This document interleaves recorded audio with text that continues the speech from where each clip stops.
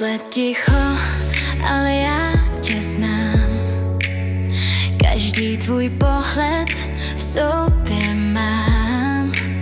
Scházeli jsme se u tebe potají, kde doteky víc než slova říkají. Tvoje ruce, tvůj smích, jak když čas se zastavil a svět venku jakoby neexistoval.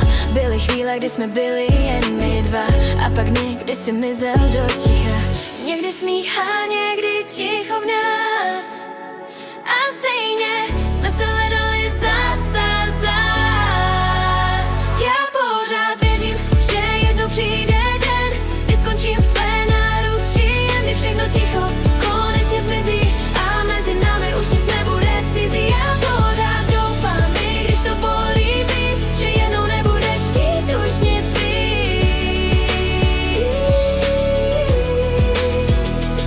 U tebe doma jsme byli celým světem, v polipcích schovaný pár nevyřčených vět. Smáli jsme se, pak přišlo ticho zas a mezi námi zůstal ztracený čas. Někdy to mezi námi nebylo růžové, slova, ostrý pohledy vzdálený, znoví i bouškový, a přesto jsem zůstala. Možná i proto, že jsem se bála jít, protože s tebou jsem chtěla víc než jen chvíli žít. Někdy smích a někdy ticho v nás a stejně jsme se hledali zas a zas.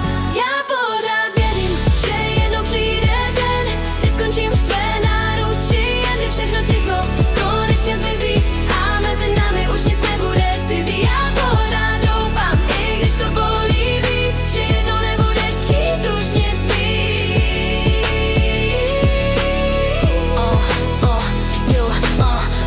A i když jsme se ztráceli ve tmě, něco mezi námi pořád se drží ve mně. Možná to skončí, možná to zůstane snem, ale já tě nosím v sobě každý den, každý den, každý den. Já pořád věřím, že jednou přijde den, kdy skončím v tvé náručí, jen kdy všechno ticho konečně zmizí a mezi námi už nic nebude cizí. Já pořád doufám, i když to bolí víc, že jednou nebudeš chtít už nic víc.